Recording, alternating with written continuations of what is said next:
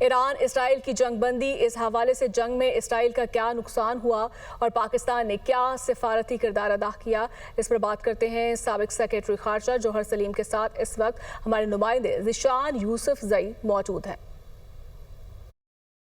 اسرائیل کے درمیان جنگ بندی تو ہو گئی ہے، لیکن یہ جنگ بندی کب تک برقرار رہے گی اور تمام تر صورتحال میں پاکستان کا کیا کردار رہا، اس تمام تر صورتحال پر ہمارے ساتھ بات چیت کے لیے موجود ہے سابق سیکریٹری خارجہ ایمبیسڈر جوہر سلیم صاحب۔ ان سے جانیں گے آپ کو نہیں لگتا کہ اس جنگ کے دوران اسرائیل کا بھی بھرم ٹوٹا ہے؟ جو آئرن ڈوم تھا یا جو وہ کہہ رہے تھے کہ ہماری جو دفاع ہے وہ ناقابل تسخیر ہے، تو اس کو بھی نقصان پہنچا ہے؟ جی بالکل، اگر کوئی یہ کلیم کر رہا تھا کہ وہ امپینیٹریبل ڈیفینس ہے، ان کی ناقابل تسخیر دفاع ہے، تو بالکل وہ کسی کی بھی نہیں ہے اس طرح سے۔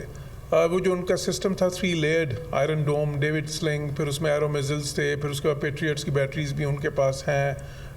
کئی جگہ پہ تھیڈ کا بھی سسٹم لگا ہے۔ اچھا، اس سے 80-90% رک جاتے ہیں، لیکن جو 10-15% نہیں رکتے وہ کافی ڈیمیج کرتے ہیں، کیونکہ اسرائیل ایک چھوٹا سا ملک ہے جو گنجان آبادی ہے، بہت زیادہ ڈینسٹی ہے پاپولیشن کی، تو وہ ان کو کافی ہٹ کر سکتا ہے۔ اس تمام تر صورتحال میں، خطے کی صورتحال میں پاکستان کا سفارتی کردار کیسے رہا؟ یہ ہم بالکل واضح طور پہ سمجھتے ہیں کہ یہ مسئلہ جو ہے پرامن مذاکرات کے تھرو حل ہونا چاہیے۔ پھر پاکستان سلامتی کونسل میں بھی ہے اس وقت، تو وہاں پہ بھی پاکستان نے دیکھیں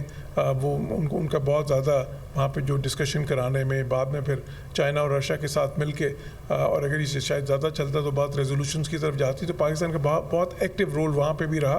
اور یہ دیکھیں، یہ وہی موقع ہے جب ان کا ایک بڑا قریبی دوست جو ہے ہندوستان، جس کو وہ سمجھتے تھے کہ شاید وہ ہمارا دوست ہے، آلموسٹ اسٹریٹجک پارٹنر ہے، اس نے ایک انتہائی جو ہے نا اس معاملے میں مکاری کا جو ہے نا وہ اس وقت رویہ اپنایا، اور اس نے وہ نہ کوئی واضح انہوں نے پوزیشن لی، نہ انہوں نے کسی طرح کوئی سفارتی مدد کی ان کی۔ جوہر سلیم صاحب کی رائے آپ نے جانی۔ اس تمام تر صورتحال میں جہاں پاکستان نے ایک کلیئر سٹانس لیا ہے، وہیں پر ہندوستان بھی ایکسپوز ہوا ہے، نہ صرف ایران کے سامنے بلکہ امریکہ کے سامنے بھی، اور آگے جو اس خطے کی فورن پالیسیز ہیں اور اس خطے کا جو منظرنامہ ہے وہ تبدیل ہوتا دکھائی دے رہا ہے۔ جی